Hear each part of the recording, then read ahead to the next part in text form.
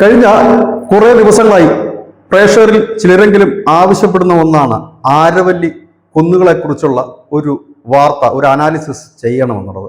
എന്തുകൊണ്ടാണ് ഇപ്പോൾ ആരവല്ലി കുന്നുകൾ ഉയർന്നു വരുന്നത് എന്ന് ചോദിക്കുമ്പോഴാണ് അതിനു പിന്നിൽ അതിലും വലുത് നിൽക്കുന്നു എന്ന് നമുക്ക് മനസ്സിലാകുന്നത്. കഴിഞ്ഞ കുറെ നാളുകളായി, കൃത്യമായി പറഞ്ഞാൽ ഒരു മാസക്കാലമായി, അർണാബ് ഗോസ്വാമി എന്ന മാധ്യമ പ്രവർത്തകൻ ഇപ്പോൾ വലിയ ശ്രദ്ധാകേന്ദ്രമായി മാറുന്നു.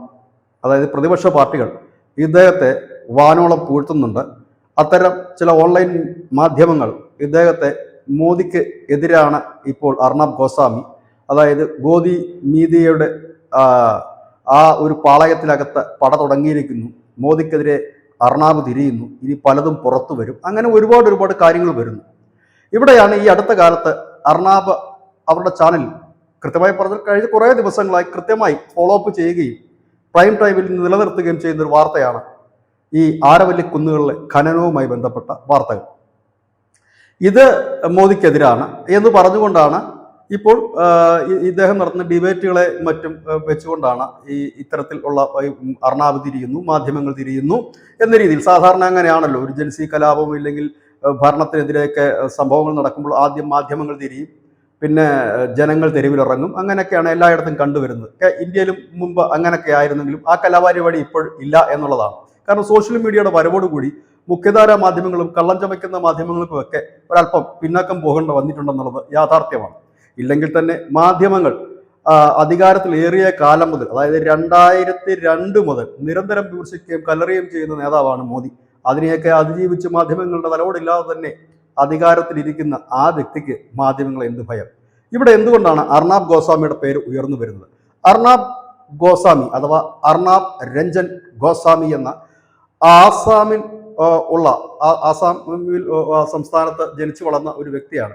ഇദ്ദേഹം എങ്ങനെയാണ് ഇപ്പോൾ വലിയ ചർച്ചകൾ നിറഞ്ഞത്? അദ്ദേഹം BJP കാരനാണോ എന്നൊക്കെ അനവധി പേർ ചോദിക്കുന്നുണ്ട്. ഇദ്ദേഹത്തിന് BJP-യുമായി യാതൊരു ബന്ധവുമില്ല.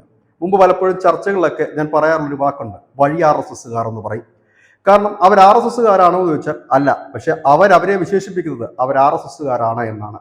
ആരും കേട്ടില്ല എങ്കിൽ അവർ പറയും ഞങ്ങളാണ് സർസംഘ ചാലകർ ആയിരുന്നവരാണ് മുൻപ് എന്നൊക്കെ പറഞ്ഞു കളയും. അതിനായി ഇവർ ഉപയോഗിക്കുന്ന കുറെ കാര്യങ്ങളുണ്ട്. ഒന്ന്, കയ്യിലും കാതിലുമൊക്കെ അനവധി മാലകളും ചരടുകളും കെട്ടുക, നെറ്റിയിൽ ഒരു വലിയ സിന്ദൂര തിലകം ചാർത്തുക, കാവിഷാളോ ജുബയോ ധരിക്കുക, RSSന്റെ BJP-യുടെ മുതിർന്ന നേതാക്കൾ വരുമ്പോൾ അവരോടൊപ്പം ചെന്ന് ഫോട്ടോ എടുക്കുക, അവരോടൊപ്പം അടുത്തൊക്കെ ഒന്ന് വെറുതെ ചുറ്റിനും നടക്കുക. ഇതൊക്കെ ഇവരുടെ PR വർക്കിനായി നന്നായി ഉപയോഗപ്പെടുത്തുന്നവരാണ്. ഇവരെ കൊണ്ട് എന്തെങ്കിലും ഗുണം സംഘടനയ്ക്കോ പാർട്ടിക്കോ ഉണ്ടോ എന്ന് ചോദിച്ചാൽ ഒന്നുമില്ല, ദോഷമുണ്ടോ എന്ന് ചോദിച്ചാൽ അതേ ഉള്ളൂ. ഇത് പൊതുവെ അത് എല്ലായിടത്തും, നമ്മുടെ നാട്ടിൻപുറങ്ങളിൽ കാണുന്ന കാഴ്ചയാണെങ്കിൽ ഇത് മാധ്യമ രംഗത്തുണ്ട്, ബിസിനസ് രംഗങ്ങളിലുണ്ട്, എല്ലായിടത്തുമുണ്ട്. ഏതെങ്കിലും ഒരു പാർട്ടി അധികാരത്തിലേറി കഴിയുമ്പോൾ സ്വാഭാവികമായും ഞങ്ങൾ നിങ്ങളുടെ ആളാണ്, ഞങ്ങളാണ് നിങ്ങളെ ഇത്രത്തോളം ആക്കിയത് എന്ന് പറഞ്ഞുകൊണ്ട് എത്തുന്ന അനവധി പേരെ നമുക്ക് കാണാൻ കഴിയും. അത് സ്വാഭാവികമാണ്, അതൊരു പ്രകൃതി നിയമമാണ്, എല്ലായിടത്തും അങ്ങനെ തന്നെയാണ്. പക്ഷെ അർണാബ് ഗോസ്വാമി അങ്ങനെ ആയിരുന്നില്ല. തികച്ചും വ്യത്യസ്തനായ ഒരു മാധ്യമ പ്രവർത്തകനായിരുന്നു. അദ്ദേഹത്തിൻ്റെതായ നിലപാടുകളുണ്ടായിരുന്നു. മുൻപ് അദ്ദേഹം വർക്ക് ചെയ്തിരുന്ന സ്ഥാപനം ദ ടെലിഗ്രാഫ് ആണ്. നമുക്കറിയാം ദ ടെലിഗ്രാഫിൻ്റെ നിലപാട് എന്താണ് എന്നുള്ള കാര്യം എല്ലാവർക്കും അറിയാവുന്നത്. പിന്നെ അദ്ദേഹം NDTV-യിൽ വന്നു. ആ NDTV നിരന്തരം UPA സർക്കാരിന് പിന്തുണച്ചിരുന്ന ഒരു ചാനലാണ് എന്നുള്ള കാര്യം എല്ലാവർക്കും അറിയാം. ഇപ്പോഴത്തെ NDTV-യിൽ ഇപ്പോൾ അത് അദാനി ഏറ്റെടുത്തിരിക്കുന്നു. ഇപ്പോഴും അതിൻ്റെ സ്വഭാവത്തിനൊന്നും വലിയ മാറ്റം വന്നിട്ടില്ല. പിന്നീട് അദ്ദേഹം ടൈംസ് നൗവിലെത്തുന്നു. അവിടുത്തെ പ്രധാന റോളിലേക്ക് അദ്ദേഹം മാറുന്നു, എഡിറ്റോറിയൽ ബോർഡിലേക്ക് അദ്ദേഹം മാറുന്നു. അവിടെ നിന്ന് അപ്പോഴും കോൺഗ്രസ് നിലപാടുകളുമായി മുൻപോട്ട് പോകുന്നു. നരേന്ദ്രമോദി അധികാരത്തിൽ ഏറുന്ന ഒരു സമയം തൊട്ടാണ് ഒരു BJP ചായ്വെന്ന് തോന്നുന്ന തരത്തിലുള്ള ചില വാർത്തകൾ വരുന്നത്. അതിനൊരു കാരണമുണ്ടായിരുന്നു. നമ്മുടെ രാജ്യത്ത് ഇതുവരെ പരിചിതമായിരുന്ന രാഷ്ട്രീയമായിരുന്നില്ല മോദി മുൻപോട്ട് വെച്ചത്. മോദി അങ്ങനെ ഒരു വലിയ പവറിൽ അധികാരത്തിൽ വരുമെന്ന് ആരും പ്രതീക്ഷിച്ചതുമില്ല. അപ്പോൾ സ്വാഭാവികമായി നരേന്ദ്രമോദിയെയും BJP-യും കുറിച്ചുള്ള വാർത്തകൾ നാഷണലും അല്ലെങ്കിൽ പ്രാദേശികമായ മാധ്യമങ്ങൾ നിറഞ്ഞു നിന്നു. അതുകൊണ്ട് തന്നെ അത്തരം മാധ്യമങ്ങളെല്ലാം BJP-യുടെ മാധ്യമങ്ങളാണെന്നും ഗോദി മീഡിയ ആണെന്നും ഒക്കെ പലരും പറഞ്ഞു വരത്തി. അതിനകത്ത് ആർക്കും വിരോധമൊന്നുമില്ല, പറഞ്ഞുകൊണ്ടേയിരിക്കാം. അങ്ങനെയാണ് അർണാബ് ഗോസ്വാമി ഇത്തരത്തിലേക്ക് വരുന്നത്.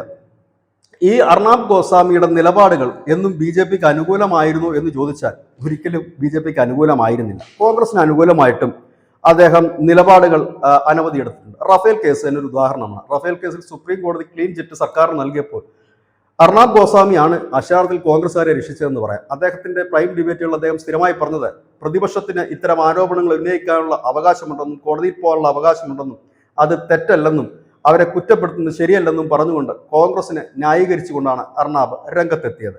മണിപ്പൂർ വിഷയത്തിൽ തുടക്കം മുതൽ തന്നെ ബീരൻ സിംഗ് സർക്കാരിന് എതിരായിരുന്നു അർണാബിന്റെ നിലപാടുകൾ പലപ്പോഴും.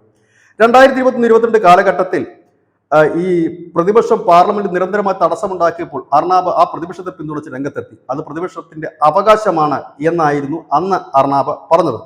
ഇഡിക്കും CBIക്കും അർണാബ് പണ്ടേ എതിരായിരുന്നു. അതിനെതിരെ ഘോരഘോരം അനവധി ഡിബേറ്റുകൾ അദ്ദേഹം നടത്തിയിട്ടുമുണ്ട്.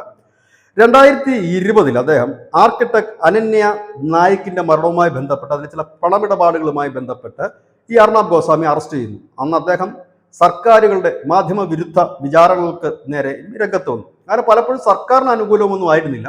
ചില സമയത്ത് കോൺഗ്രസ് അനുകൂല നിലപാട്, മറ്റു ചില സമയത്ത് BJP അനുകൂല നിലപാട് എന്ന് തോന്നിക്കുന്നു. അദ്ദേഹം തന്നെ പറയുന്നു, അദ്ദേഹം ഒരു രാഷ്ട്രവാദിയാണ്, രാഷ്ട്രമാണ് ആദ്യം, രാഷ്ട്രീയം പിന്നെ എന്ന് പറയുന്ന ഒരു മാധ്യമ പ്രവർത്തകനാണ്. എന്താണ് ഇപ്പോൾ അദ്ദേഹത്തെ കൂടുതൽ മുൻപോട്ട് കൊണ്ടുവന്നില്ലെങ്കിൽ ഈ കോൺഗ്രസ് അടക്കം ഇല്ലെങ്കിൽ സോഷ്യൽ മീഡിയയിലുള്ള മോദി വിരുദ്ധരടക്കം അർണാബിന്റെ ഫോട്ടോയും ഇട്ടു ഒരുപാട് പേർ വാർത്തകൾ ഷെയർ ചെയ്യുന്നതിന് പിന്നിലുള്ള കാര്യം ആരവല്ലി കുന്നുകളിലെ ഖനനവുമായി ബന്ധപ്പെട്ടാണ്. ആരവല്ലി കുന്നുകൾ എന്ന് പറഞ്ഞാൽ ഗുജറാത്ത്, ദില്ലി, രാജസ്ഥാൻ തുടങ്ങിയ സംസ്ഥാനങ്ങളുമായി ബന്ധപ്പെട്ട് നിൽക്കുന്ന ഒരു വലിയ മലനിരകളാണിത്. പരിസ്ഥിതിക്ക് വലിയ ആഘാതം വരും അവിടെ ഖനനം അനുമതി നൽകിയാൽ. അത് യാഥാർത്ഥ്യവുമാണ്. അർണാബ് ഉയർത്തുന്നത് വളരെ യാഥാർത്ഥ്യമായ ഒരു കാര്യം തന്നെയാണ്.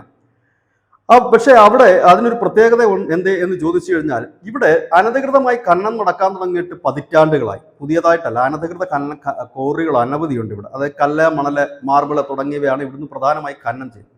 ഈ അടുത്ത കാലത്ത് കേന്ദ്ര സർക്കാർ അവിടെ നിയമാനുസൃതമായി ഖനനത്തിനൊരു പെർമിഷൻ കൊടുക്കുന്നു. ഇത് കോടതിയിൽ പോകുന്നു. കോടതി ചില നിബന്ധനകൾ മുൻപോട്ട് വെക്കുന്നു. ഒടുവിൽ ഖനനത്തിന് അനുമതി നൽകുന്നു. ഇവിടെയാണ് അർണാബ് ഗോസ്വാമി പരിസ്ഥിതിയുടെ കാര്യം പറഞ്ഞ് രംഗത്തെത്തുന്നത്. അർണാബ് പറയുന്നതിൽ അക്ഷരാർത്ഥത്തിൽ ശരി തന്നെയാണ്. കാരണം അത്തരം കുന്നുകൾ ഇടിച്ച് നിരത്തപ്പെട്ട് കഴിഞ്ഞാൽ ഒരുപാട് വിഷയമുണ്ട്. ഭൂഗർഭ ജലത്തിന്റെ വിഷയമുണ്ട്, പരിസ്ഥിതിയുടെ സന്തുലിതാവസ്ഥ തെറ്റിപ്പോകുന്ന വിഷയങ്ങളുണ്ട്, അങ്ങനെ അനവധി വിഷയങ്ങളുണ്ട്. പക്ഷെ അതിനെ നിലനിർത്തിക്കൊണ്ട് തന്നെ ആണ് തങ്ങൾ ഖനനാനുമതി നൽകിയതെന്നാണ് ഇപ്പോൾ കേന്ദ്ര സർക്കാർ പറയുന്നത്. കേവലം 0.19% മാത്രമാണ് ഖനനത്തിന് അനുമതി നൽകിയത്. മറ്റിടങ്ങളിലൊന്നും ഖനനത്തിന് നൽകിയിട്ടില്ല. തങ്ങളുടെ പരിസ്ഥിതി സംരക്ഷിക്കപ്പെടണം, ഒപ്പം വികസനത്തിന് തടസ്സമാകരുത് എന്നാണ് തങ്ങളുടെ ആഗ്രഹം എന്നാണ് പറഞ്ഞുകൊണ്ടാണ് ഈ ഖനനാനുമതി നൽകിയത്. ഇവിടെ മറ്റൊരു ചില വിഷയങ്ങളുണ്ട്. പഴയതുപോലെയല്ല ആരവല്ലി കുന്നുകൾ. കാരണം ഇതിന്റെ ഹരിയാന വരെ നീണ്ടു കിടക്കുന്ന ഒരു മലനിരയാണിത്.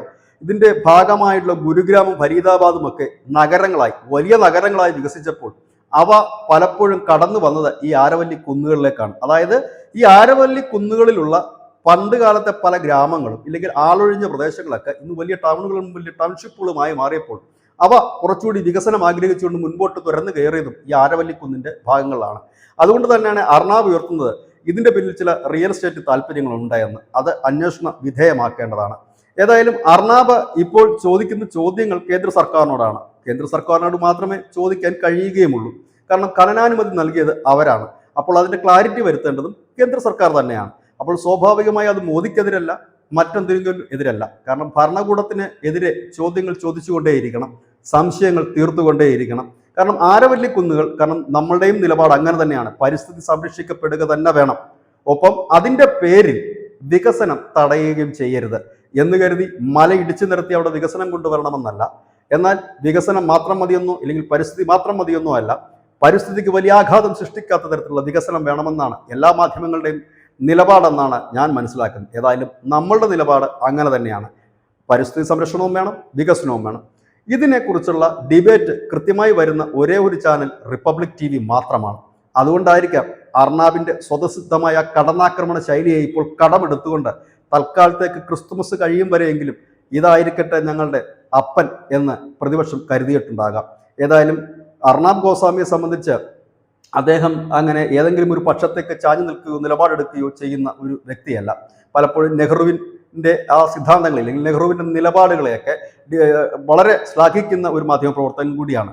അതായത് ഈ ഇന്ത്യയുടെ ഡിപ്ലോമാറ്റിക്കിന് അടിത്തറ പാകിയത് നെഹ്റു ആണെന്നൊക്കെ സധൈര്യം എപ്പോഴും പറയുന്നൊരു മാധ്യമപ്രവർത്തകൻ കൂടിയാണത്. കാരണം അങ്ങനെ നോക്കുമ്പോൾ BJPയുടെ ഒരു നിലപാടുമായി അത് ഒരിക്കലും ചേർന്ന് പോകുന്നുമില്ല. അങ്ങനെ BJPയുടെ അനുകൂലമായ ഒരു മാധ്യമമോ ഇല്ലെങ്കിൽ മാധ്യമ പ്രവർത്തകനോ അല്ല അർണാബ്. അദ്ദേഹം സ്വതന്ത്രനാണ് എന്ന് പറയുമ്പോൾ തന്നെ ചിലപ്പോഴൊക്കെ അദ്ദേഹം പക്ഷപാതിയാണെന്ന് നമുക്ക് തോന്നാറുണ്ട്.